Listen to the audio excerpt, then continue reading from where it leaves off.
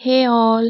మీరు నా short video చూసుంటే మీకు తెలిసే ఉంటది. ఈ శాంపిల్ అనేది డెంటల్ ప్లేక్స్ అండి. అదే పళ్ళ మీద గార. సో, ఇందులో చాలా బ్యాక్టీరియా ఉంటాయండి. మన మౌత్‌లో థౌసండ్స్ ఆఫ్ బ్యాక్టీరియా ఉంటాయి. ఆ బ్యాక్టీరియా అన్నది మనం తీసుకున్న ఫుడ్‌లో ఉన్న షుగర్స్ అండ్ స్టార్చెస్‌ని బ్రేక్ డౌన్ చేయటానికి యాసిడ్స్‌ని రిలీజ్ చేస్తూ ఉంటాయి.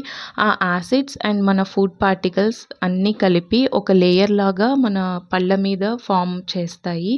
ఆ లేయర్‌ని మనం డెంటల్ ప్లేక్స్ అంటామండి. సో, ఈ లేయర్ అనేది మనం ఫుడ్ కన్జ్యూమ్ చేసిన వెంటనే గార్గిల్ చేస్తే పోతదండి. లేదంటే 4-12 అవర్స్‌లో ప్లేక్స్ అనేవి ఫార్మ్ అయిపోతూ ఉంటాయి. వీటిని నెగ్లెక్ట్ చేస్తే అది హార్డ్ టార్టర్‌లా ఫార్మ్ అయిపోతాయి. మనకి ఇక్కడ చూస్తున్నారు కదా బ్యాక్టీరియా. ఇందులో యూజ్‌ఫుల్ అండ్ హార్మ్‌ఫుల్ బ్యాక్టీరియా 2 ఉంటాయండి. అందులో మనకి different types of Lactobacillus species, streptococcus mutants, E. coli ఇంకా చాలా టైప్స్ ఆఫ్ బ్యాక్టీరియా ఉంటాయి. జనరల్‌గా బ్రషింగ్ అండ్ ఫ్లాసింగ్ చేస్తే ఈ ప్లేక్స్ అనేవి రిమూవ్ చేసేసుకోవచ్చు.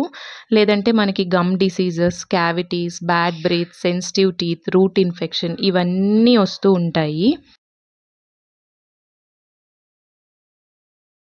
మనం చాలా మందిలో బ్యాడ్ బ్రీత్ ప్రాబ్లమ్ వింటూ ఉంటాం కదండీ! అది ఎందుకు వస్తదంటే, మన మౌత్‌లో ఉన్న బ్యాక్టీరియా అనేది సల్ఫర్ కాంపౌండ్స్‌ని ప్రొడ్యూస్ చేస్తది.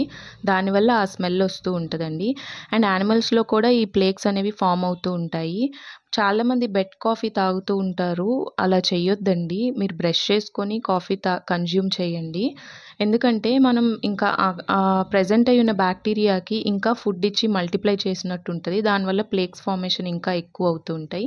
ఇవన్నీ చూస్తుంటే నాదొక ఎక్స్‌పీరియన్స్ గుర్తొస్తుందండి. దాని మీద నేను ఒక బుక్ రాయొచ్చు. లైక్ ఎలా అంటే 'మై ఎక్స్‌పీరియన్స్ ఆన్ టూత్' అని చెప్పి.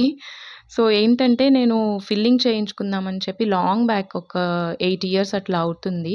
ఫిల్లింగ్ చేయించుకుందామని చెప్పి హాస్పిటల్‌కి వెళ్ళాను క్లినిక్‌కి. వెళ్తే అక్కడ ఫిల్లింగ్ చేశారు. నాది ఒక పన్ను మాత్రం సెట్ అవ్వట్లేదు. అందులో ఫిల్లింగ్ అనేది చాలా ఎక్కువైపోయింది. నేను డాక్టర్‌కి చెప్పాను. నాది జా అనేది సెట్ అవ్వట్లేదండి అంటే, లేదండి మనం బానే చేశాము అది ఇది అన్నారు. సరే ఇంక ఇంటికొచ్చేసాను. 1 ఇయర్ నేను ఆ సైడ్ అట్‌లీస్ట్ రైస్ కూడా చ్యూ చేయలేకపోయానంటే మీరు నమ్ముతారా?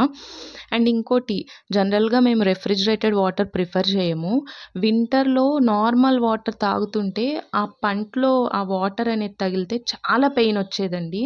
అంత సఫర్ అయ్యాను నేను 1 ఇయర్.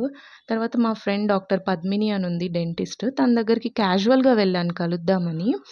వెళ్ళి మాటల్లో ఇలా నా ప్రాబ్లమ్ అని చెప్పి చెప్పాను నేను.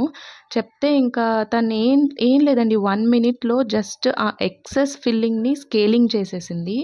ఎంత రిలీఫ్‌గా ఉందంటే 1 ఇయర్ పడ్డ కష్టం 1 మినిట్‌లో హాయిగా తీసేసిందండి. నాకు నిజంగా చాలా మంచిగా అనిపిచ్చింది. చాలా హ్యాపీగా అనిపిచ్చింది. సో, అలాంటి డాక్టర్స్ కూడా ఉన్నారండి. అండ్ ఈ డెంటల్ కేర్ అనేది చాలా ఇంపార్టెంట్ అండి. రోజు ట్వైస్ ఎ డే బ్రష్ చేసుకోవాలండి. మా పాప ఎప్పుడు చదువుతూ ఉంటది brush your teeth twice a day అని. ఎప్పుడన్నా తను నైట్ టైమ్ బ్రష్ చేయకపోతే ఇదే గుర్తు చేస్తాను. బ్రష్ చేసేస్తది పాపం. అట్‌లీస్ట్ 2 మినిట్స్ అన్నా బ్రష్ చేయాలంట. అండ్ కొంతమంది కరెంట్ షాక్ తగిలినట్టు రుద్దేస్తూ ఉంటారు. అలా చేయకూడదు. చాలా జెంటిల్‌గా బ్రష్ చేసుకోవాలి. అండ్ 3-4 మంత్స్‌కి బ్రష్ చేంజ్ చేయాలండి. షుగరీ ఫుడ్స్, టొబాకో కాంపోనెంట్స్ అలాంటివి ఎక్కువ తీసుకోకుండా ఉంటే మంచిదండి. అండ్ ఈ కంటెంట్ మీకు నచ్చినట్టుంటే తప్పకుండా సబ్స్క్రైబ్ చేసుకోండి. Thank you Brush for your watching. teeth twice a day.